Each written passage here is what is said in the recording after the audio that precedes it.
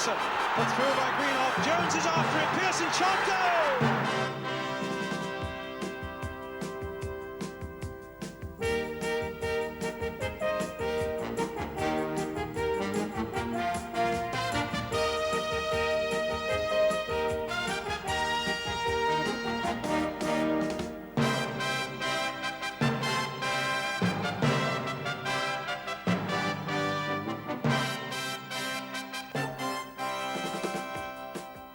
Welcome again to the big match as we welcome for the first time this season our viewers in New Zealand. Welcome to you. Today we pick up the thrilling battle already developing at the top of the second division, our main match, Orient against Spurs. We back that up with Sunderland against Brighton, and also we go up to the first division for Ipswich Town against Newcastle United. Our studio guest today, Steve Perryman, the captain of Spurs, and we also have Pelé talking about the finish of his glittering career. But first, we start at Leighton in East London for Orient against Spurs, and what an atmosphere there was. It's a long time since Orient have had a crowd like this one. All seats were sold earlier in the week, the terraces are full, and no disguising the fact that the main attraction on the day is this Tottenham lineup, the team that has taken Spurs to the top of the table, except that there are now two important changes in attack. Both John Duncan, a calf muscle injury, and Chris Jones, an ankle injury, are out and are replaced by Jerry Armstrong and 20-year-old Martin Robinson. But it's a defence that has not conceded a goal in the last 5 games, and that remains intact. As for Orient, they make a change by bringing back 17-year-old John Chiedozie to their attack. He was left out last week but scored 3 times in a junior midweek game. Peter Kitchen, another striker, came from Doncaster during the summer for £45,000, but the team has won only 2 of its 8 league games this season. And here is young John Chiedozie. He came to this country 5 years ago, a refugee from Biafra, and Orient have built him into a sturdy and quick striker. And for Martin Robinson, a surprise chance for Tottenham. Only 1 previous first-team game, and that was the season before last. The referee here today is Jim Bent from Hemel Hempstead. So what an atmosphere. And Orient kick off, attacking the goals to our left. They are in an all-white strip, but they've got those red stripes that go through the shirts, onto the shorts. And that, if you're watching in black and white, may be the main difference for you. We apologise for the closeness of this colour clash. There's Peter Kitchen getting up for Orient. And McNabb playing it back, but not very far. Joe Mayo trying to get in there, but Barry Danes out quickly for Tottenham, unbeaten and top of the second division. Jim Bent now sporting a beard. Naylor. And again, Roeder doing well.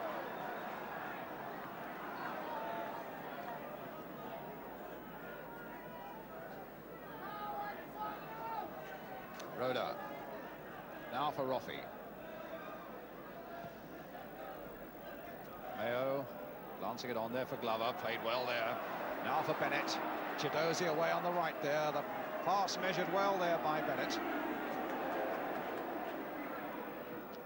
And he curled a beautiful one across there for Mayo, and straight into the arms of Barry Danes.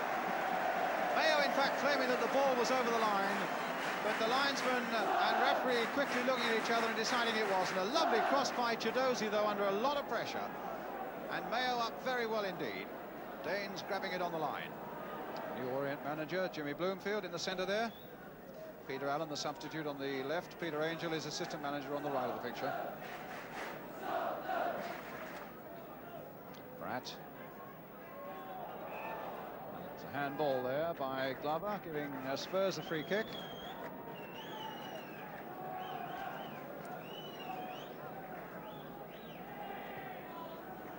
Holmes finding Naylor. Armstrong there with a header, way over the top.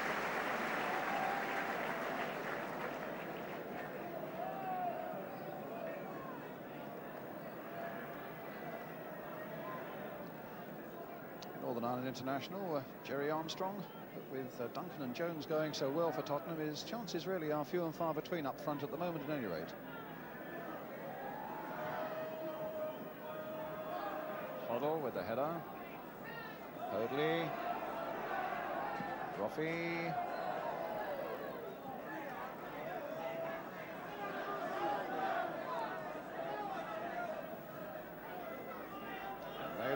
The throw for Tottenham. Holmes has made a great dash, but in fact it was a decoy and it left a bit of space there for McNabb. Pratt having filled in over on the left-back position where Holmes had been originally. Hoadley getting in there first with great determination. Osgood with his header for Armstrong. Well, no advantage allowed there by Jim Bent. A free kick for Tottenham instead.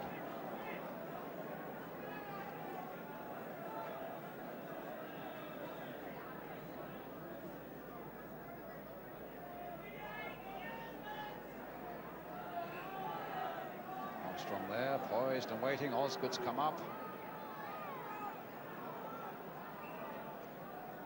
Now it's taken. Armstrong with a header. Now McNabb. And Orient coming out hard in defence there. Chiedozie's pass not quite getting where he wanted it. Jackson's got to come, and he does.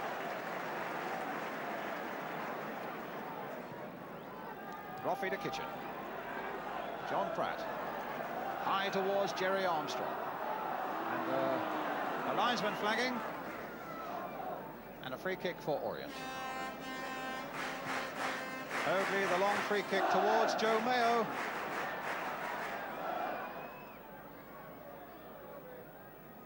Played back for Chiedozie.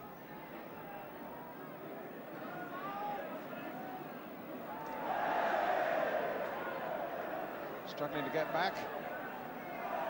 Come for Bennett. That's got to be a free kick. No, he's played the advantage this time. And can Orient take advantage of it? In the end, it was Osgood who got it away. Well, there was Bennett. And there was the number 10 Kitchen, as well as Mayo there. And Osgood got it away.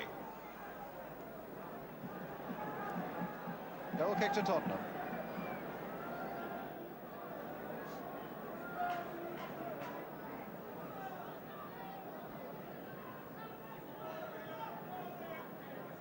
Chance really to make his impression in the midfield today, Glenn Hoddle, and beat the wind as well as Orient.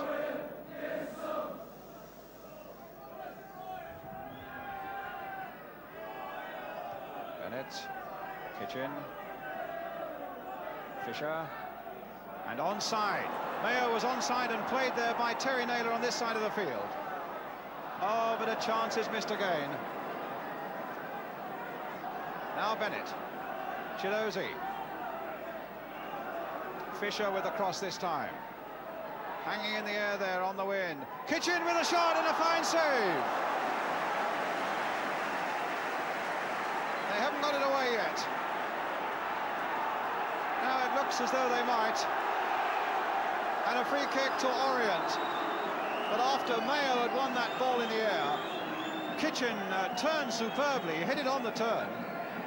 But Barry Daines did extremely well to save it.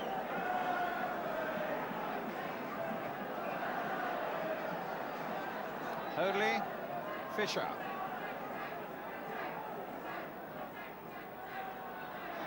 John Pratt. Hoddle. McNabb. To Holmes. Chiedozie, no, the whistle had gone. Free kick to Tottenham.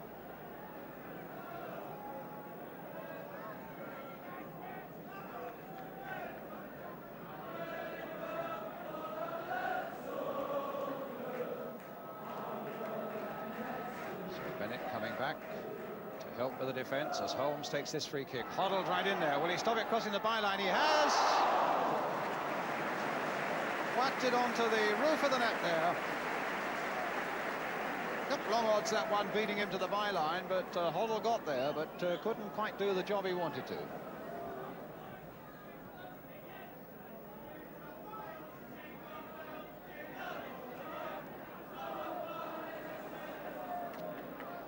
Osgood. To Naylor.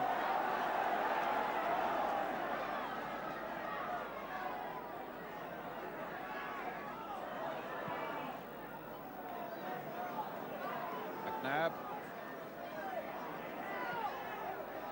And Jackson, oh, Couldn't hold it. Robinson turning it back, and somehow Jackson stopped it again, and he stopped it properly that time. Wow, what an amazing chapter of misfortune there for Spurs. In the first place, the shot from McNabb was only half charged away. Robinson turned it back. Jackson really didn't get hold of that one. But when Robinson had another go, Jackson at last did the job properly. But a very near thing. So Osgood waiting right up there as Spurs take a very poor corner that time by Peter Taylor.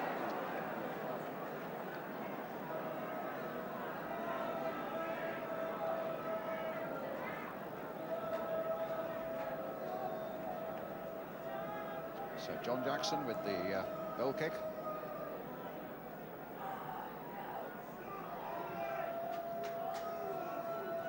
Here's Grealish. And away goes McNabb. And that time pushed away by John Jackson. And Spurs are bringing their midfield players into action so well, coming forward and hitting shots as McNabb did there. Jackson getting down to push it away for the corner. To be taken by Peter Taylor. Curling a long way in there. Mayo didn't get his header to it. Jackson's safely gathering it.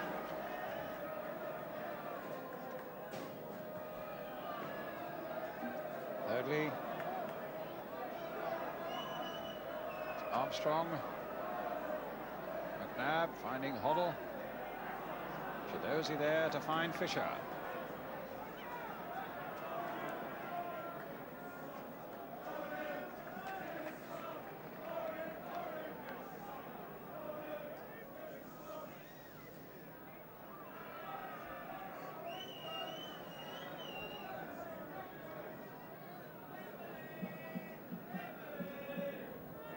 Ten minutes to go to half-time. Fisher now with the throw for Orient. To Peter Kitchen. Played in there by Kitchen, but Fisher couldn't quite make anything of it now. Can Chiedozie know the challenge of Taylor was always going to be too strong? Chiedozie fighting to get back into it. Taylor playing one of those balls into space again. And Roeder just getting sufficient of a touch to put off Jerry Armstrong behind him. But a lovely ball played in there by Taylor. He does those so well, as we've seen already this season. And Roeder just got enough of a touch to put off Jerry Armstrong. So it's a corner then for Tottenham.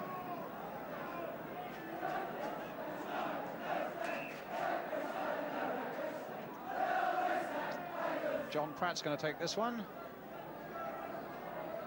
So Osgood waiting to run in from the edge of that Orient penalty area. In fact, it was Roeder who got the header in. Wasn't a very good one. And Orient having trouble getting this one away. Osgood playing it back to Holmes. But that's a throw for Orient.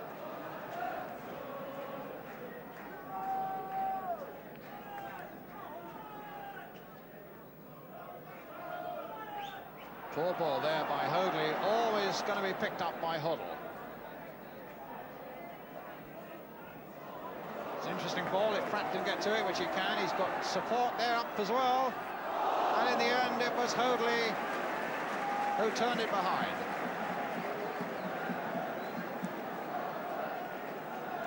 Orient skipper Hoadley doing the right sort of job there as that cross came in.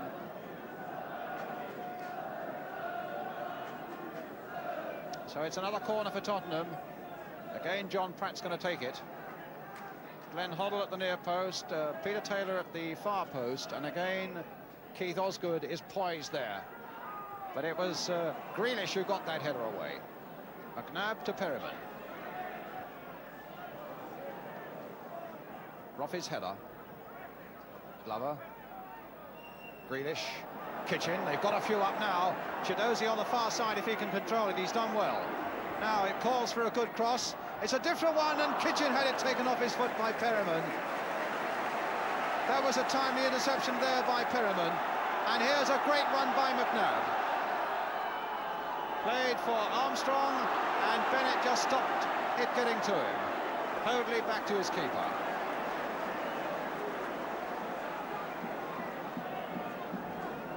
Spurs in this blustery wind, more of it at their backs. Tottenham, of course, will have it therefore in their faces in the second half. Armstrong. Hoddle.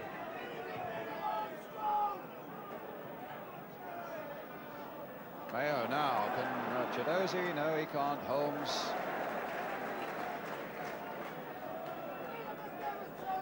Collision that ends in the right way.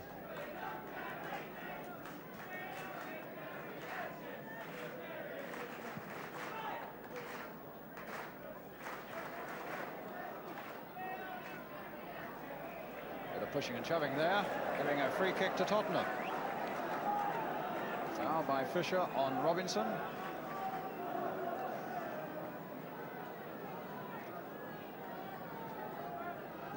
So it's Osgood again. Mayo back watching him, as you saw. Holmes with the free kick, and Fisher with the header for Orient, but at the expense of a corner.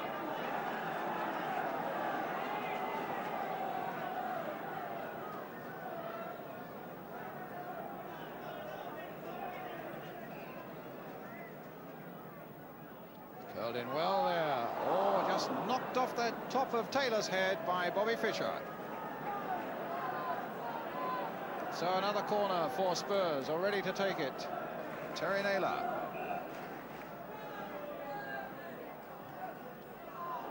In low there, and another one. This time I fancy it might be Peter Taylor who's going to take it.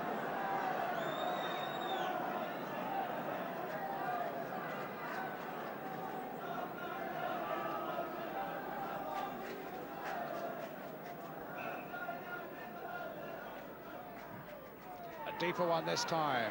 Jerry Armstrong right there, pawed away by Jackson. It's only come as far as Pratt. That could have been a very dangerous mistake there in defence. Young John Chiedozie, a forward coming back and helping out and not really knowing what it's quite all about, giving that ball to Pratt in a very dangerous position on the edge of the box.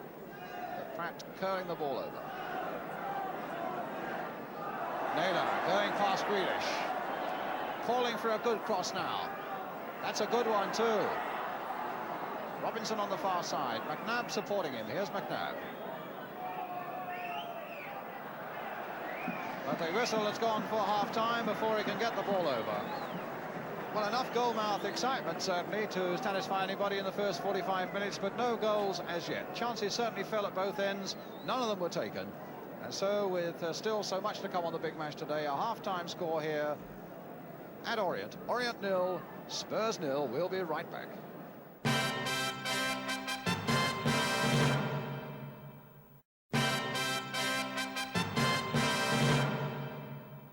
Welcome back to Orient, 0-0 at half-time against Tottenham. And quite a contrast indeed from the last time these two clubs met in league action, 1962-63, when Spurs won 5-1 here. That was in the first division when Orient were there. And then when they went back to White Hart Lane, Spurs won by 2-0. Well, it's 0-0 here.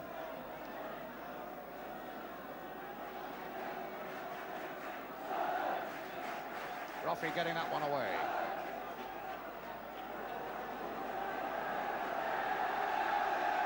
And Osgood turning it back there to Barry Daines.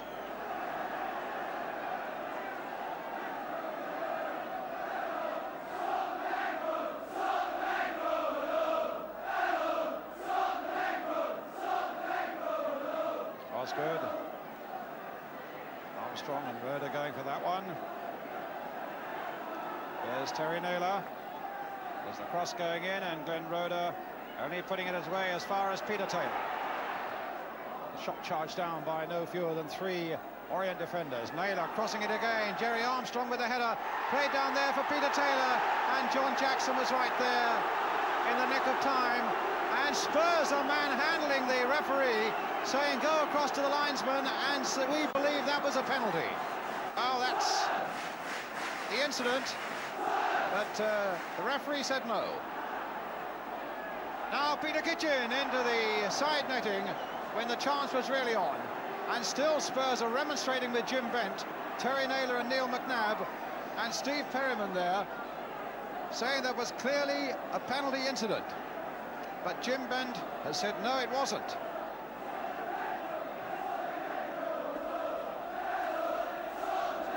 So Barry Daines, who's not been beaten in the last 5 games.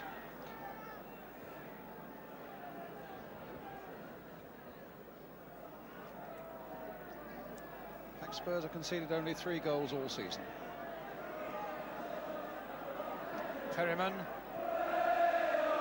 And now it's Holmes. Pratt.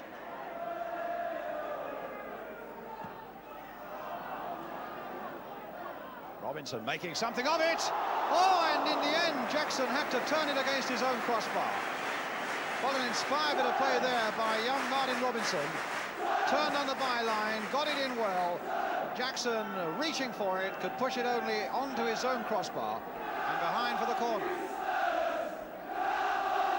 So Peter Taylor will take it. Pratt with the header, that's way off the target.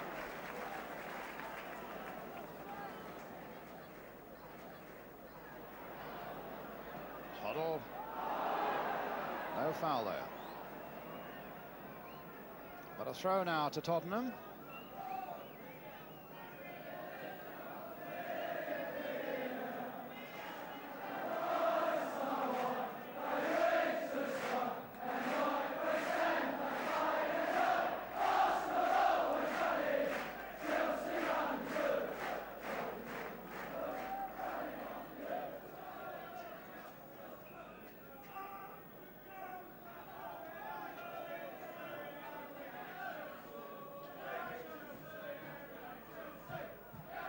Huddle to McNabb. Now here's Naylor. 10 minutes of the second half gone, still no score. McNabb back for Perryman. Armstrong to McNabb. That's an interesting ball, and Naylor knew that that was about to come his way. Now, what about the cross? It's a good one, and it's a goal by Peter Taylor. Unless it went straight in. Well, Taylor and Naylor, between them, have put Spurs into the lead.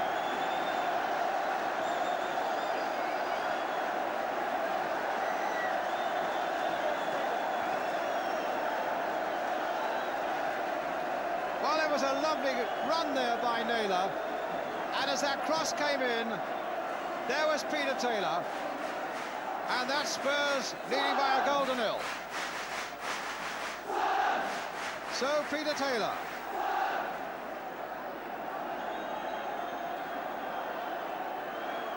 That's his first of the season. But the man who made it, Terry Naylor. John Pratt just putting on his left boot, I think. Robinson, a nice dummy there on Hoadley. What a good bit of play. And look at him go. Just look at him go. And in the end, he couldn't quite get the finishing touch.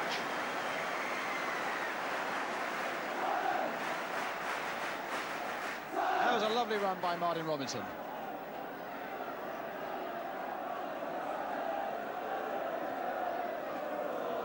Glover. Chiedozie. Now he's got him behind, and this time, what a good cross for Mayo! 1-1.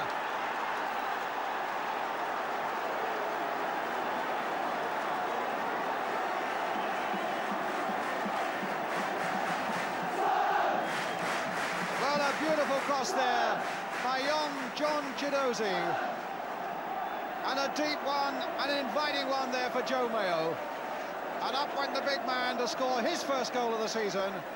1-1. Well, a bit of relief there on the Orient bench, I would think, for manager Jimmy Bloomfield. Your son's a bit of a problem.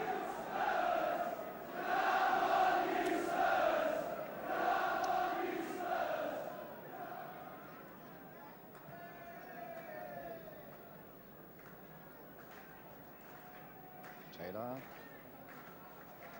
and Naylor.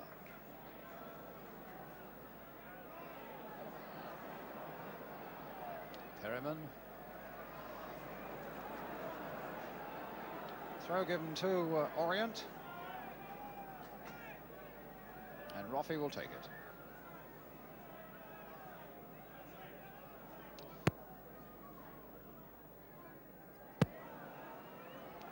Glover. Played back there now for Chiedozie. Oh, my goodness, what a chance he missed there. What was he trying to do? Well, he made the first goal. Look at the sadness on his face. Look at that sadness on his face. And it was played back to him to perfection there. And really, he had a chance to slide it in, but he blasted it over. And that'll give you some idea of just how strong the wind is.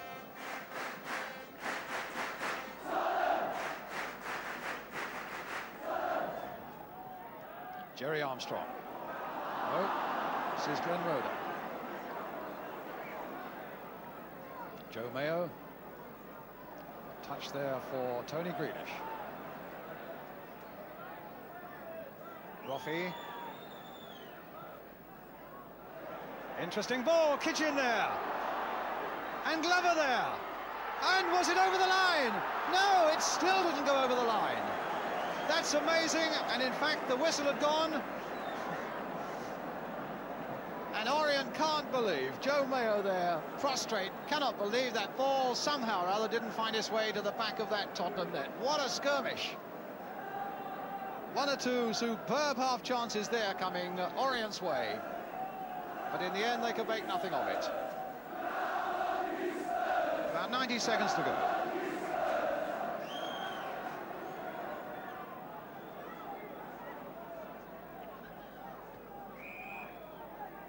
Free kick to Tottenham. So in the last moments, will there be a problem yet for Orient, who've come back so well after being that goal down to equalise, and if anything since then have the better of the game, certainly made more of the chances, but now facing this little crisis in the last minutes. Jim Holmes, got to take it from the right position.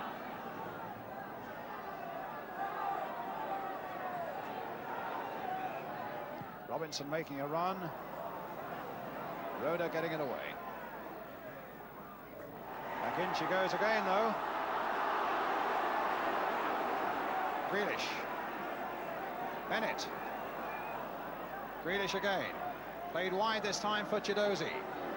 Half a minute to go. Will it come for Bennett? No, it won't. And Spurs with Hoddle can get it away to Pratt. Armstrong. Oh, that was Glover, putting it Robinson's way. Fisher. Glover. Chiedozie off Holmes for the Orient throw. We're into injury time.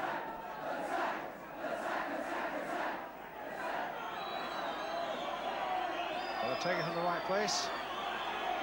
Looks like a point apiece, a goal apiece.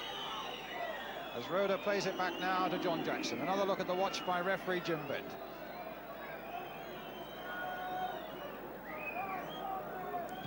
And that's it. It's a 1-1 draw, and probably a very fair result. Peter Taylor having put Tottenham ahead when Terry Naylor put in that excellent cross. And then Joe Mayo getting up well to head in the equaliser from a very good cross indeed by John Chiedozie. So a final score then here in East London, reading Orient 1, Tottenham 1. And Spurs under a lot of pressure late in the game there, and no doubt in the end quite content to get away with a point. For the rest of us, at least it was a day that gave us a chance to look at one or two fresh faces, not least the little Orient winger, 17-year-old John Chiedozie from Nigeria, who showed some really delightful touches down the wing and, of course, made the Orient equaliser. I asked him afterwards where he'd learnt his football. Well, I started learning from Nigeria, where I was born, before I came to England. Yes, you came as a refugee, didn't you, from Biafra, is that right? Yeah, from Biafra, yeah. And then how did you get into the football game here? Well, you know, I went to school. I started from school, playing in the school team. And how did Orient find you? Well, it's when I played in the school final at the ground. They told me, they see me after the match and tell me to sign a schoolboy form. Yeah.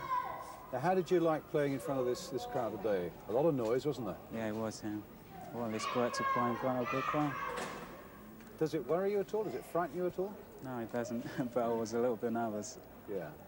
Well, not that he showed it yesterday, to be honest. With me here in the studio, the Spurs skipper, Steve Perryman. What about Orient, Steve? I mean, they looked, considering that they escaped the drop to the third division by the narrowest of margins last season, they didn't look a bad side yesterday. No, I was very impressed with a lot of their younger players.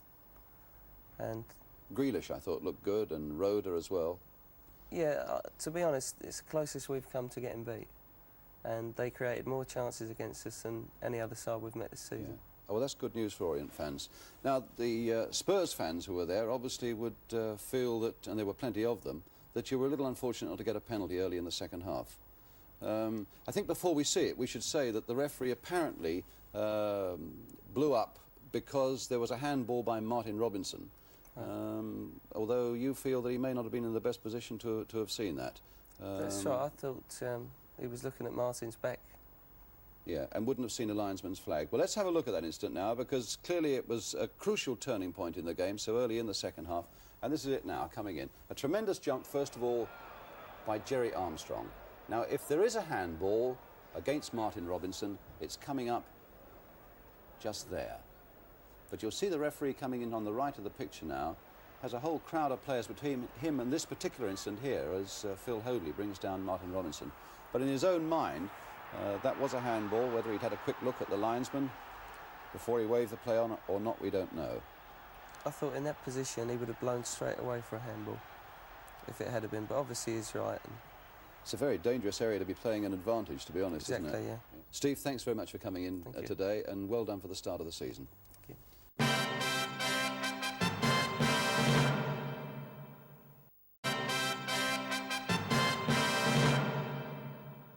Time we had some more action now, and for that we go to East Anglia for Ipswich against Newcastle. Ipswich, of course, in great heart after their 5-goal win in European competition this week against Landskrona of Sweden. Newcastle, for their part, also arriving with a European win under their belts against the Irish club Bohemians, but also, more ominously, with a string of 6 successive league defeats behind them. Ipswich the hot favourites then, as Anglia's cameras take up the story. The commentator's Jerry Harrison with Ipswich in the dark shirts. On his left, he's got McLean here.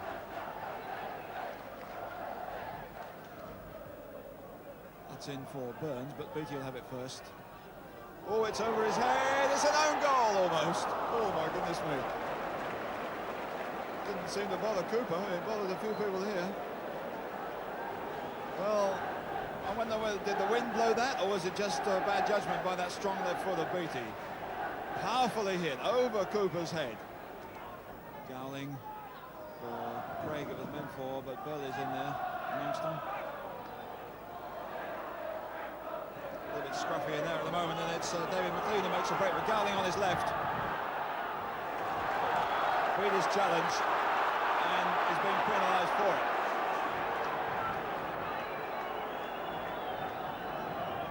David McLean looked as if he'd been caught there with a player supporting him on the left, Alan Gowling, but Beattie pulled up for that. And the wind really howling around in this penalty area behind these players, blowing all sorts of loose paper off the terraces. And Ron Chalice having a strict word with Kevin Beattie about that protest he made. Now it's Craig with a chip up. Beattie's there. Burley away. For a corner.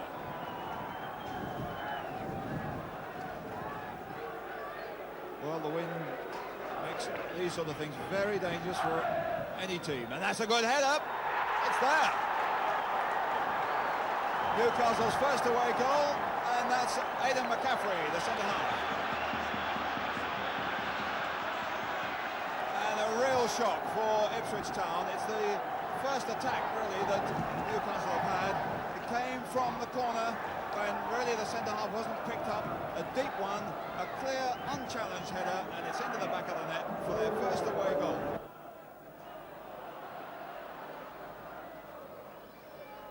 Kennedy will get that one easily enough. Woods trying to turn and have a go at Craig again. Woods cross. Here comes Mills, and that was Tommy Craig getting it away. Well, it's meant to be Mills marking Craig. That time it was the other way round. Third corner for Ipswich, with Mariner on the near post. There's Beattie. Mariner. That was a fine save. Robbed there by good goalkeeping by Mike Mahoney. The good deep corner. Tremendous leap by Kevin Beattie. Back square, the defence wrong-footed. Up goes Mariner, but just over the top by Mahoney.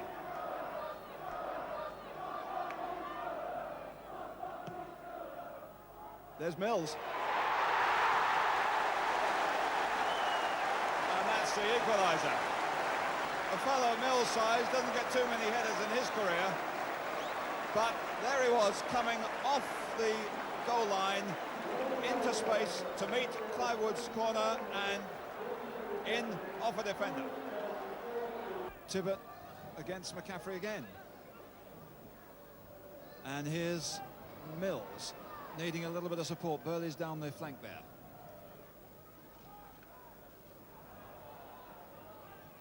And now Hunters, the Newcastle push right out, trying to catch them offside. Beattie is here. Well, pulling them out, but Newcastle are pushing up like a rank of soldiers at the back there.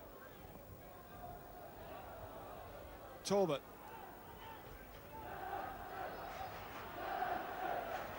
Oates loses it. Talbot gets it again. Now the crowd swelling to a roar, trying to push them forward, keep them going. Mariner. Good ball to Gates, he's got a chance to go. Wymart going for him on the right, Gates still coming in.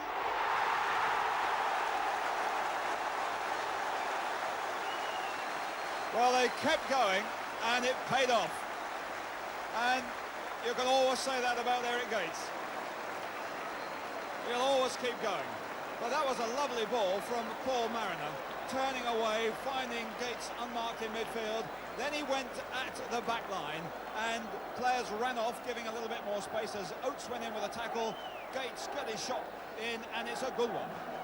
And Newcastle pushing more men forward than at any stage in the second half.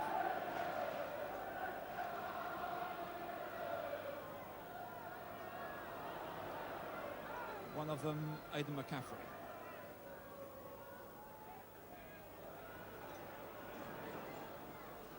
Kennedy robbed and away comes Wymart. Burley is the leading man at the moment. On the left there we've got 2 or 3 players. Mariner's now in the middle, Woods on the left. Mills is here. Here's Wymart with a bit of room. And even more room for Woods on the left there. McLean in for Burns. There goes Barraclough. Woods is chasing him, but he's too far behind. Barraclough, a good position, a good shot. And the Newcastle players put their hands to their heads because when you're at the bottom of the table, those go wide of the post. When you're at the top, they go in. What a fine run by Barraclough, who's the right back at the moment, remember, but normally an outside right.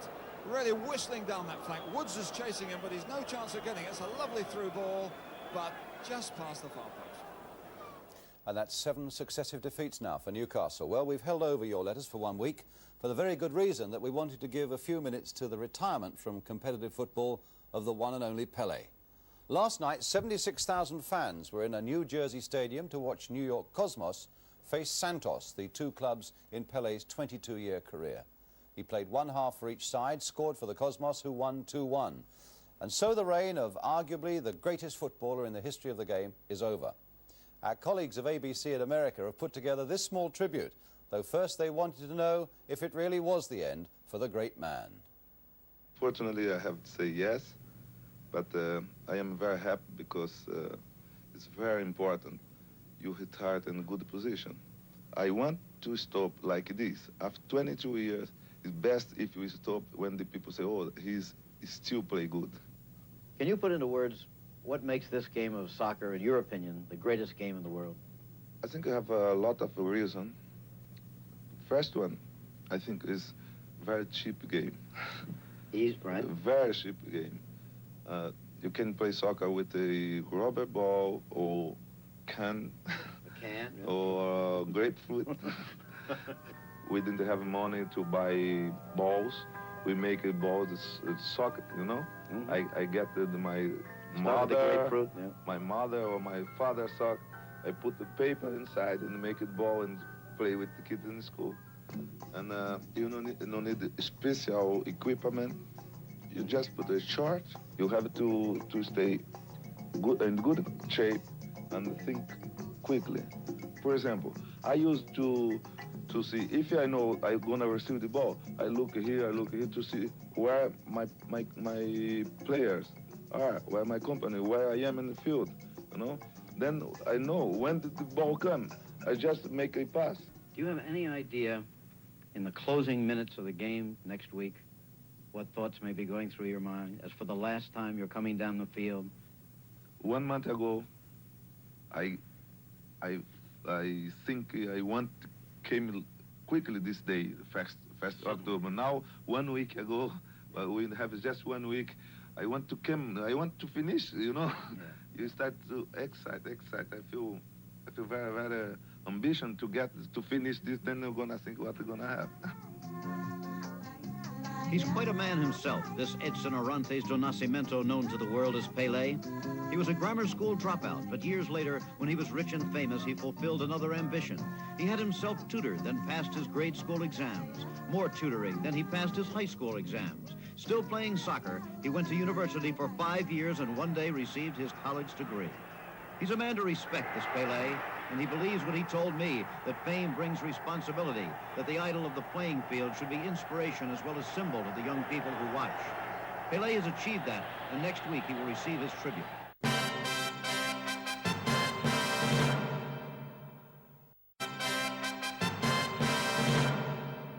Our last match today is Sunderland against Brighton. And what is there fresh to say about Alan Mullery's Brighton side and that brilliant little striker of theirs, Peter Ward, who up to yesterday already had 6 goals to his credit? Well, yesterday's match at Roker Park really, I suppose, was an excellent yardstick. Sunderland, with their noisy crowd and great traditions, would at least give us some idea of Brighton's long-term prospects. The match was covered by Tyne Tees Television. The commentator's Kenneth Wolstenholme. Brighton are in the white shorts. Williams in no trouble with that one for Brighton. Ward turning it inside. Piper making ground, and he's got it. He's got Mellor on his right. He doesn't need Mellor. He's scored. And a fine goal by the number 10, Stevie Piper. And the goal was made by the left back, Williams, pushing the ball through to Ward, and Ward giving Piper the chance. He broke off one tackle, and he got through. He had Mellor inside him on his right, but he didn't need him. He tried the shot. It wasn't particularly hard, but it was well placed into the back of the net, and 17 minutes gone.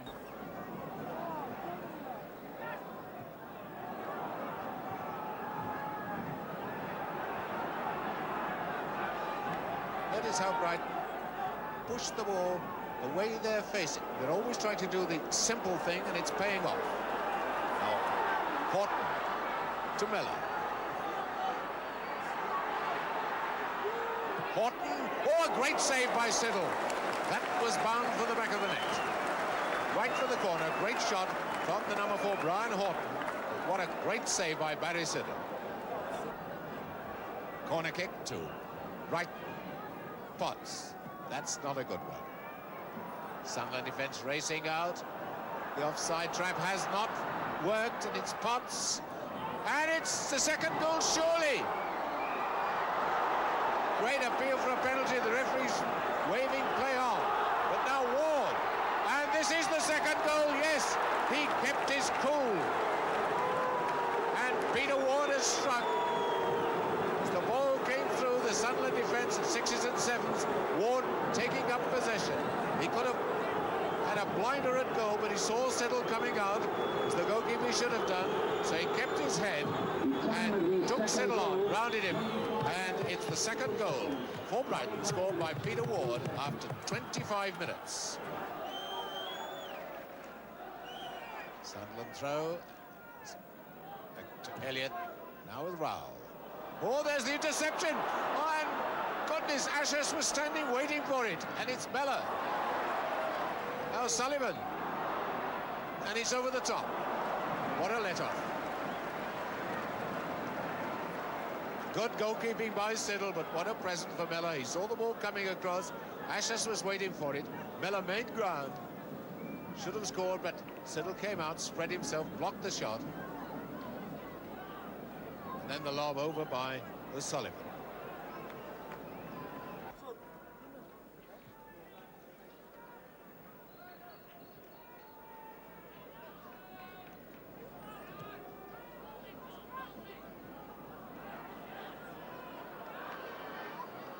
Lee to Bolton. Bolton forward, now to Greenwood, number 12.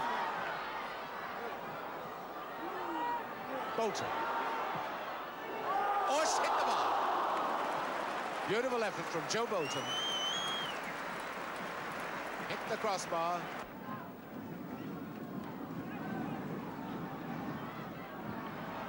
Rostrom. And Horton happy to give away a corner kick.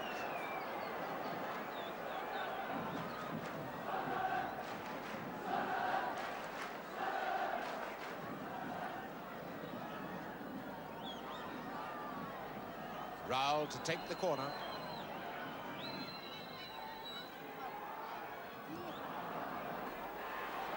Moved away and Ashurst, and a great save.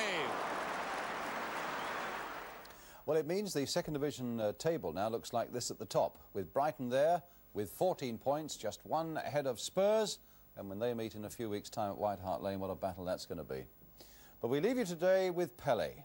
As he said after his last game last night, a little of me has died tonight. Well, happily the pictures and the memories, they'll live on.